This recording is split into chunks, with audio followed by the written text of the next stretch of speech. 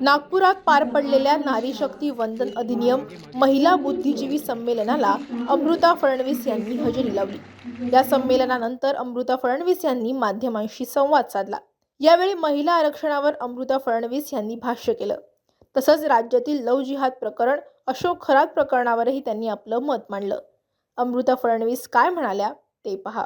नारी शक्ती वंदन कायद्यासंदर्भामध्ये चर्चा देशभरात सुरू आहे। या कार्यक्रमासाठी तुम्ही एवढ्या उन्हामध्ये नागपुरात आलेला आहात। मोठ्या संख्येने इथे महिला उपस्थित आहे। काय अपेक्षा आहे तुम्हाला नारी शक्ती वंदन कायद्यासाठी सर्व समाजाच्या सर्व स्तरातून प्रतिसाद जो मिळाला पाहिजे? खाली करा, तिकडल्या साईडच्या आज चेहरा खाली कर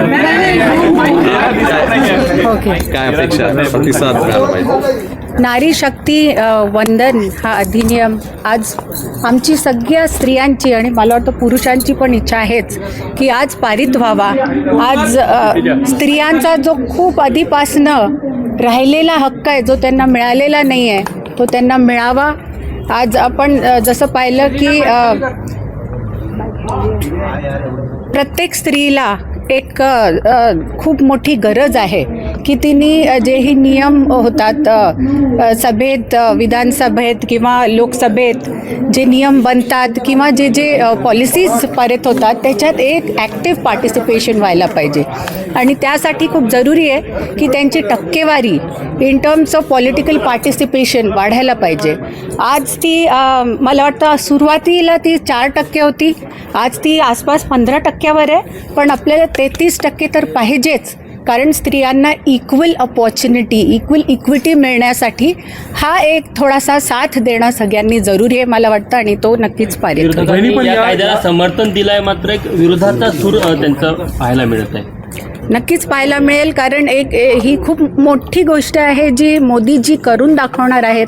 आता क्रेडिट खायला किंवा त्याला डिनाय करून मोदीजी कसे ह्या गोष्टी सांगतात आणि करू नाही शकत हे दाखवायला लोक अपोज करतीलच, पण मोदीजी भक्कम आहेत, त्यांच्या मागे सर्व स्त्रिया उभ्या आहेत आणि तुमच्यासारखे पुरुष पण आहेत। तर मला वाटतं हा नक्कीच आज पास होणार आहे। विरोधकांनी याला 2029ची तयारी म्हटलेलं आहे। याच्या टायमिंगला घेऊन जे आहे ते प्रश्नचिन्ह उपस्थित केलेलं आहे। राजकीय स्वार्थ या बिलच्या मागे असल्याचा आरोप केला जातो।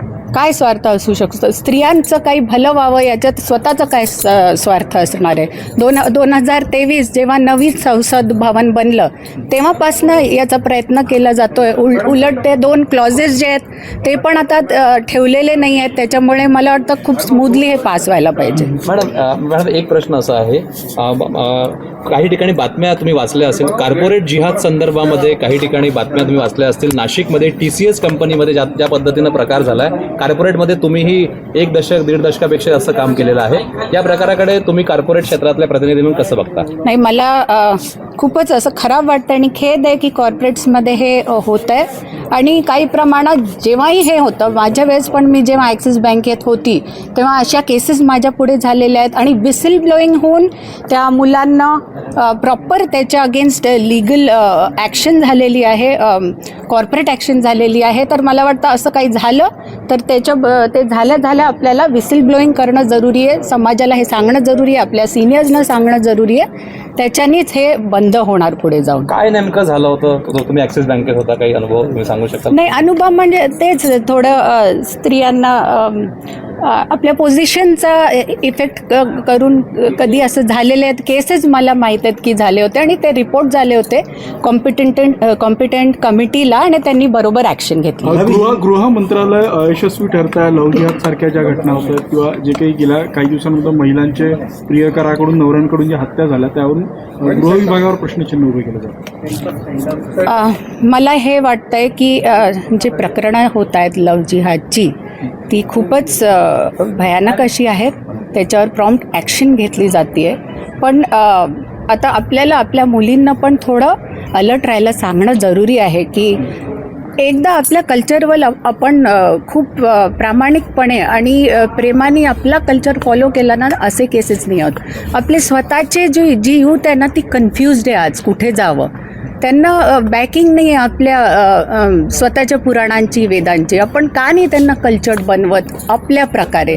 आपण तसं बनवलं तर ते आपल्याच रस्त्याने जातील। तर आपल्याला थोडं तिथे लक्ष देणं in terms of moral education Indian व्हॅल्यूजमध्ये जे आहेत ते केले तर खूप फरक पडेल.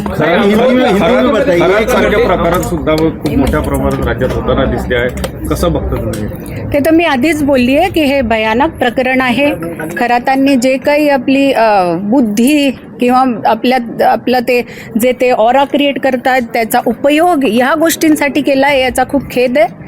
आणि स्त्रिया पण त्याच्या बळी पडल्या, वनरेबल स्त्रिया, याचं पण दुःख वाटतं आहे. आणि याच्या अगेन चांगली ॲक्शन चालू आहे, प्रॉम्प्ट ॲक्शन चालू आहे आणि त्यांना कडक अशी शिक्षा व्हावी ही प्रत्येक स्त्रीच्या मनातनं विनंती आहे. अमरावतीला जे घटना पुढे आलेली आहे त्यामध्ये जे आहे ते सुरुवातीला आकडे मोठे सांगण्यात आले. विशेषतः माजी खासदार असलेल्या नवनीत राणासारख्या व्यक्तीकडनं जवळपास 180 मुली जे आहेत ते हिंदूच असल्याचा त्यांनी दावा केला होता. मात्र प्रत्यक्षामध्ये जे आहे ते तपासामध्ये ज्या मुली आढळून आल्या त्या फक्त मुस्लिम मुली आढळून आल्या. त्यामुळे त्यांच्या या वक्तव्याचं तुम्ही समर्थन करता का?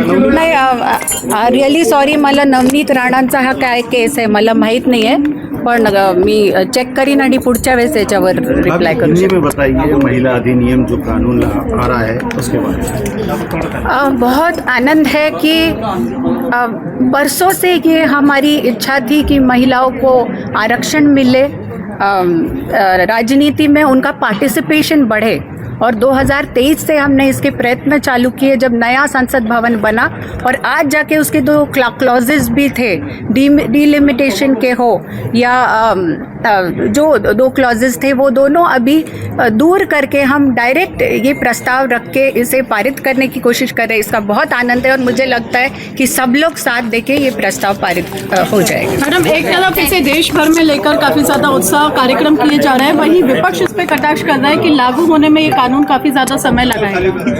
2029 से ये लागू होगा, क्योंकि अभी जो उसके बीच में रोड़े थे वो भी हटाए गए. और विपक्ष का काम ही है हर बात को लेके उनके मोदी जी के खिलाफ खड़े रहना. पर देखिए, अभी ये स्त्रियों का मामला है, हमारा मामला है, तो इसमें रोड़े वो ना डाले, वही सबके लिए अच्छा है.